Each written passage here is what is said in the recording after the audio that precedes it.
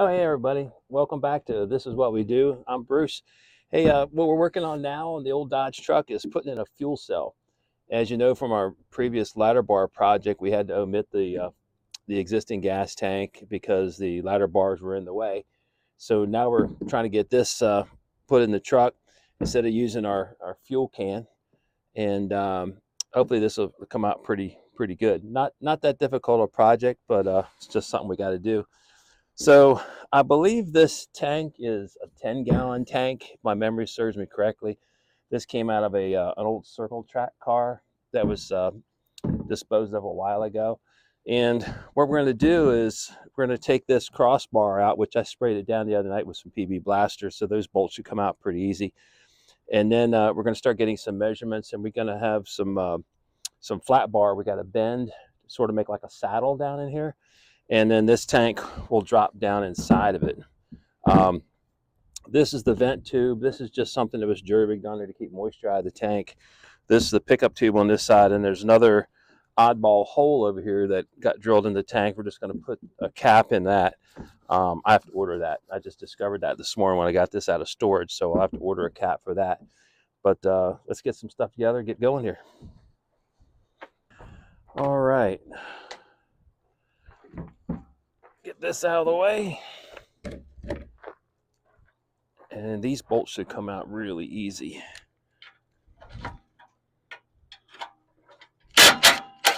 Oh yeah, like butter. Nothing worse than a rusty bolt and then having to get the torch out and all that stuff. Get this one. Hopefully the quality of this video, excuse me, is better than the last ones. Some of the settings I had on the camera were off, and my young son, who knows about these things, schooled me, which you can teach an old dog new tricks. And it seemed a lot better, so hopefully you guys like it too. So, alrighty. So, a couple things we have to worry about is the depth of the tank. And what I mean by that is, well, how tall it is. So we take our tape measure, and if I sight across the top of the tank and allow for the bed thickness, the tank needs to be about a foot below the surface of the bed. So, okay, that's good. That gives us a starting number. All right, and we'll need our flat bar. So let me go get a piece of flat bar and I'll show you what we're doing. Okay, I just picked this up the other day. This is 3/16 thick by 1.5 inches. It's probably a little overkill for what we're trying to do, but I have a tendency to build things a little stronger than they need to be. But I do that knowing that later on down the road, I don't have like a fatigue break or a crack in the metal. And for something like a fuel cell, I can't take a chance on that breaking or having this thing come loose, dragging down the road, create some sort of fire. So we're just going to go with this. And these brackets, they're going to stand away from this frame because if I were to go straight down, it would actually collide with the shock absorber, and that's no good. But we know we need to come in a foot for our first 90-degree bend. So I'm going to take my yellow paint marker. I'm going to paint it here at 12 inches or a foot. Or if it was one of my feet, it would be pushing 14 inches because I have big feet. So there's that. Now, we want the width of the cell, and let's see how wide it is. I know it's wider than I thought it was. So it's coming in at 17 inches. So whenever you make a bend, you're going to use up material. So I'm just going to come out here in the middle, first of all, and put 17 inches. And I'm going to put 12 inches down here. And they're really just notes to me where we kind of need to be. So I'm not running back and forth all the time remeasuring. So our 12 inches will really become more like 12.5 inches after we bend it. So going by that, and it's okay if it's a little wider because we've got room in this frame to work with. So I'm going to come out about another 1/2 inch, make another line. Okay, and we said the fuel cell is 17 inches, so we're going to measure 17 inches there, there. And then since we allow for about a 1/2 inch bend, we'll do the same down here, 1/2 inch bend, that. And then since this is just going to be like a basket or a U, we only need to measure out one more time. And we're going to go 12 inches and make our line. Okay, I brought out the oxyacetylene torch because we're going to have to bend this flat bar. And a couple safety things on oxygen acetylene. Number one, whenever you use the torch, make sure your valves are closed when you start out. Okay, make sure your tanks are off, pressure regulators are backed out. The one big thing with acetylene is that if the pressure in the hose is ever adjusted above 15 psi, the gas can actually ignite in the hose because of the friction. So you always want to start out at 0 pressure, work your way up. So first thing we do, everything's turned off here, tanks are off, this is turned down. So we'll turn our acetylene on first, and you just want to crack the tank, give it a full turn. I always stand away from the side of the gauges because there's reasons for that, and I'll tell you that in a second. Crack this tank, give it one full turn.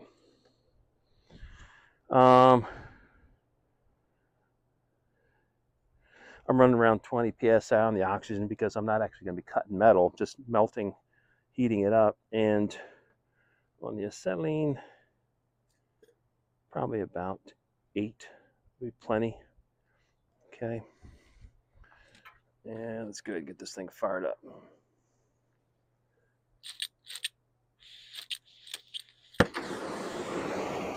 Took a minute to get it to light off because it had a lot of air in the hose. I haven't used this in a while. Okay. Just purging the air out of the hose. It'll come back here in a second. You can see the cone, the way it's moving back and forth. There it goes.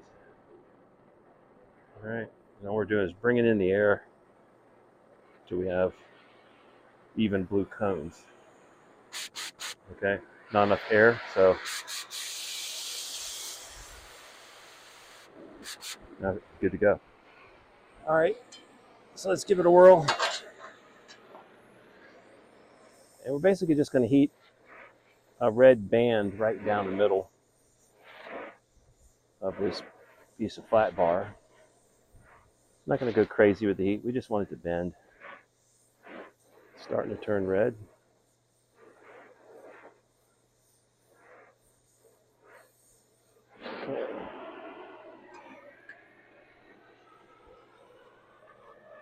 Okay, it needs a little more heat. You see, when it started to cool, it started to bend the metal at a wider bend. We don't want a wider bend. I did bring the little anvil out here in case we have to flatten this. Just getting it red.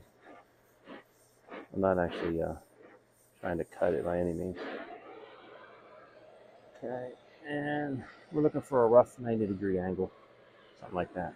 So there's that one. Just have to be real careful we don't put our hand on that because that would hurt. So let's try another one. If you do this stuff at home, please wear gloves. And just to make a bend. That one did really good, almost a 90. Just to see a little bit more. And send her home with that. That looks pretty good. Let's shut this thing down. Okay, so before I get too carried away, I should really test fit this around the fuel cell so I don't ruin too much metal. Oh yeah, looks good. I'm glad I checked that after I bent it. Okay. I'm out here in West Virginia, in case any of y'all are wondering. And man, that wind was absolutely crazy there for a few days. All right, here we go.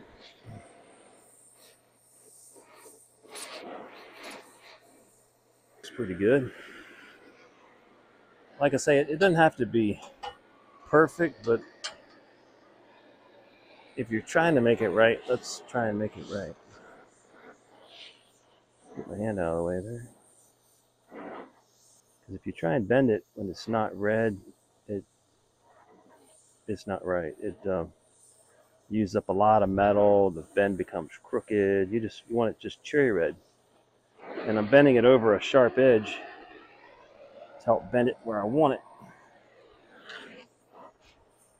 Of course, if I put it on the anvil and wanted a real sharp bend, I could do that. But by the time I got down there to it and started wailing away, it will have cooled off. It's pretty close. So, oh, and I turn this off. I always turn the acetylene off first and then the oxygen. Otherwise, you end up with this huge flame rocket ship looking thing sticking out of there. So, all right, I'm going to give that a couple minutes to cool and be right back. Okay, so what I did is I moved the camera around a little bit so hopefully you can see better. And down inside here, I've got some big jack stands. And where they're going to be is kind of like an elevator to lift the fuel cell up to me. And what we're trying to do is just mock it up to see what it's going to look like, how it's going to fit. Oop. All right, much better. So this one should be cooler than that one. I let them sit a couple minutes.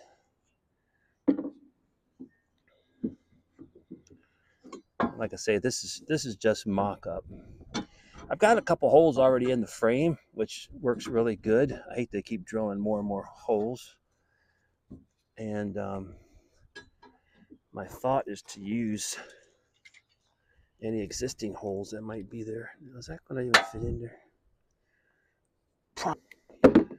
My welding clamps are not where they're supposed to be. Went in there looking for them and found one on the floor, one hanging from the drill press. We got nobody to blame except for me not putting stuff away. Yeah, there. Okay, there's that one. Okay, that looks pretty good. Am I even on it? Oh, duh. There. That's kind of what we want. Okay, so what I did is went ahead and drilled a 5/16 hole in one end of my flat bar, and we're going to try and use this first hole up in here, and I'm going to have to put a standoff or a bushing around this and move this bar out a little bit because, like we said earlier, it wants to hit the shock. But like I say, this is just for mock-up purposes. It's going to be more than just the one bolt, but this gives us something to work with so it's not like falling on the ground.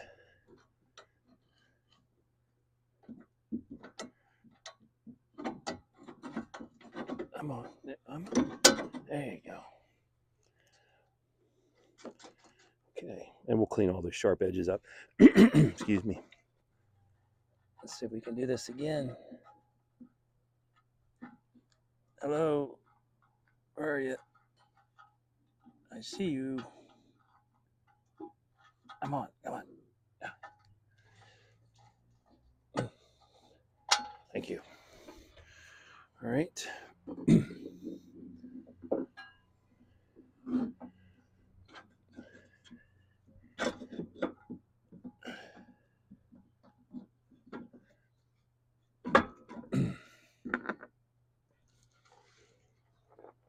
Got me an octopus with 3 arms.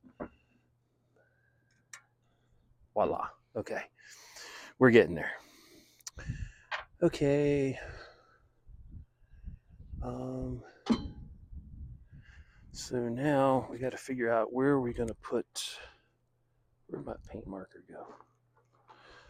So hopefully you can see that. See how this one is kind of tilted to the left? Let's see what the right one looks like. Yeah, see, it's tilted to the right. That just looks goofy. So we just want to angle that in a little bit. And if we want to get fancy, we could put a level on it. Check it for plumb. It's probably what I should be doing anyway.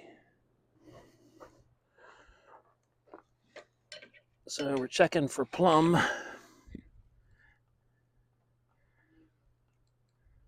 That's pretty close right there. So we're just going to do one at a time because I'll be bumping it around and carrying on. So let me make a couple lines here.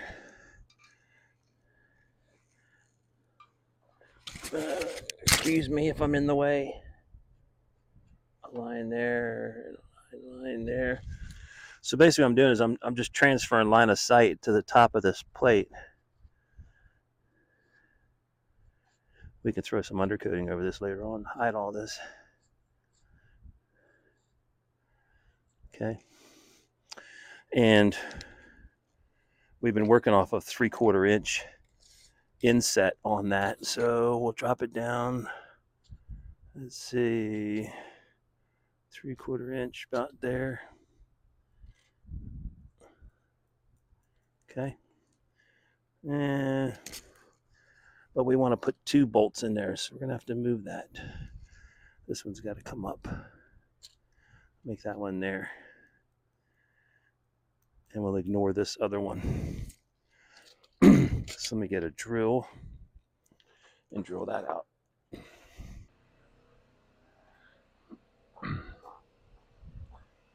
All right, so let's try the one hole here.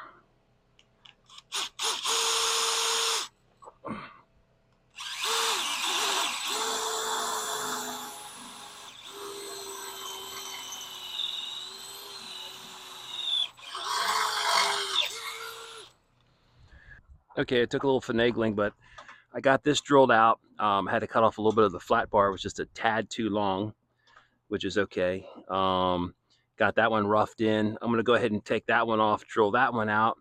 And then I got to look for some spacers for this. Should have some steel bushings in there I can cut down. And then I'll check it for plumb again, and then I'll measure across here for a piece of flat bar for the front and the back. And then what I'm going to do is weld that piece because it's up against the tank. I don't want to be scratching the tank up. And that's just more of a safety. Might even just wrap it around the sides. You know, a hoop that goes around here and around the back. I don't know. We'll figure out something. So let me get the other piece off and get that one drilled. Okay, so we've got this side drilled, and I have to go get a nut here in a minute. But what I'm really looking at now is this spacing back here so we don't collide with this shock absorber. And I'm definitely going to have to get a longer bolt, but I need a spacer. Okay, I cut down some spacers and I got the first one in. And as you can see, now we've got good gap here between the tank bracket and the shock absorber. I mean, I'm looking right now. If I use a bolt, it's pushing 1/2 inch, so that's pretty good. That shouldn't bang into that shock at all. So we're gonna go ahead and take this one apart and mock this one up with its spacer. Okay, there. Okay, that one's plumb now. Check this one, and that one's plumb. Okay, so see what we're looking at here.